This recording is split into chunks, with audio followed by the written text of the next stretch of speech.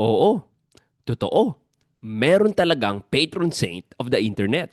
At hindi siya matandang pare o madre, kundi isa siyang teenager, si Carlo Acutis. Pero imposible bang maging santo sa panahon ng social media at video games? Si Carlo ang patunay na kahit ordinaryong kabataan, pwedeng gamitin ang technology para magdala ng tao sa Diyos. Medyo personal sa akin at ikinatutuwa ko ang pagiging santo ni Carlo Acutis dahil minsan nawala ng internet ang mga anak ko sa bahay. Nung time na yon, sobrang kailangan nila ng internet kasi ang daming projects. Humingi ako ng intercession kay then Blessed Carlo Acutis na restore ang internet namin. Pero paano nga ba nangyari na mula sa paglalaro lang ng video games, naging cyber apostle of the Eucharist si Carlo? Yan ang alamin natin in this episode of The J. Aruga Show. Si Carlo Acutis ay pinanganak noong 1991 sa London. Ang tawag po sa generation na pinanganak noong taon na yon ay millennials. Yes, si Carlo Acutis ang first millennial saint. Don't worry, may pagkakataon pang maging first Gen Z saint at first Gen Alpha saint. Huwag lang kayo maging skibidi.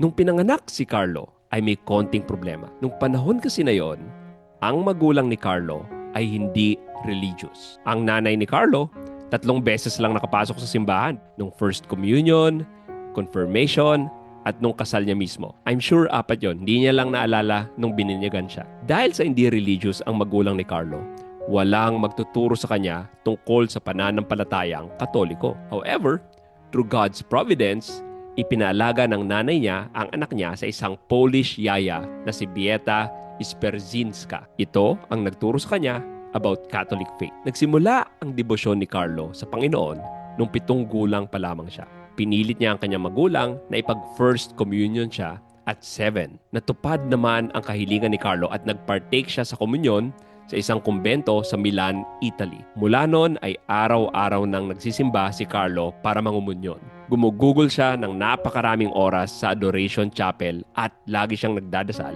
ng rosaryo. Ang tawag niya sa Eucharist is my highway to heaven. In fact, dahil sa kanyang debosyon sa daily Eucharist, na-evangelize niya at na-convert niya ang family friend nila na Hindu handyman na si Rajesh Mohur into Catholicism. Ayon kay Rajesh, ang isang hindi niya makalimutang kwento about Carlo ay kung paano siya magdala ng Tupperware of food sa mga pulubi sa lansangan. Pero kahit malapit sa Diyos si Carlo, ay hindi nawawala ang pagsubok sa buhay niya. Si Carlo ay misunderstood ng kanyang classmates. Imagine niyo, habang busy ang mga kaeskwela niya doing teenage stuff, si Carlo ay kakaiba. Mas pinipili niya si Jesus kesa gumimik o maging sikat. Hindi lang yan.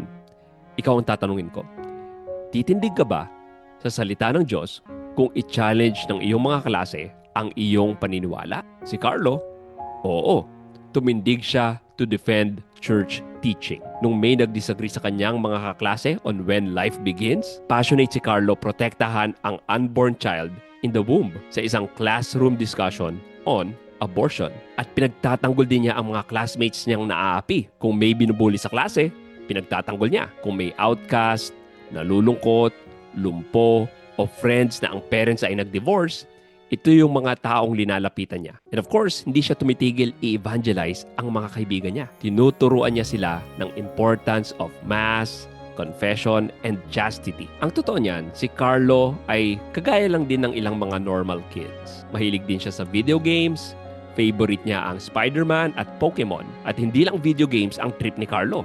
Tinuruan din niya ang sarili na gumawa ng website at mag-program ng computer. Ang malaking highlight ng web development skills niya ay nung gumawa siya ng website documenting different Eucharistic miracles all over the world. Itong website na ito ay buhay pa rin hanggang ngayon at pwede nyo makita ang iba't ibang katawan at dugo ni Kristo na talagang nag-transform from bread and wine. However, ayon sa isang sikat na makata na nagngangalang Black Jack, kung ikaw ay good boy at ang bait mo, maaaring maaga kang kunin ni Lord.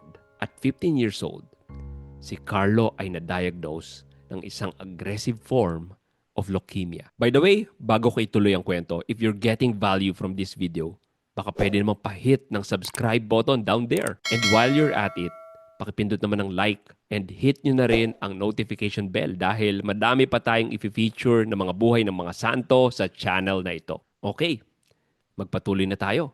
Si Carlo ay nagka-leukemia and within days, ang kanyang health ay nag-deteriorate rapidly. Pero bago siya yumao, in 2006, inoffer niya ang kanyang sufferings for Pope Benedict XVI. Sabi niya, I offer all my suffering to the Lord and for the Pope and for the Church in order not to go to purgatory but to go straight to heaven. Madaming napalapit si Carlo sa Diyos sa sandaling inilagi niya dito sa mundo. Na-convert din niya ang kanyang nanay and grandmother at marami pang iba. Namatay si Carlo noong October 12, 2006. Bago siya namatay, sabi niya, I'm happy to die because I lived my life without wasting a minute on things that don't please God. Tunay na inspirational ang buhay ni Carlo. Siya ay buried sa Assisi, Italy.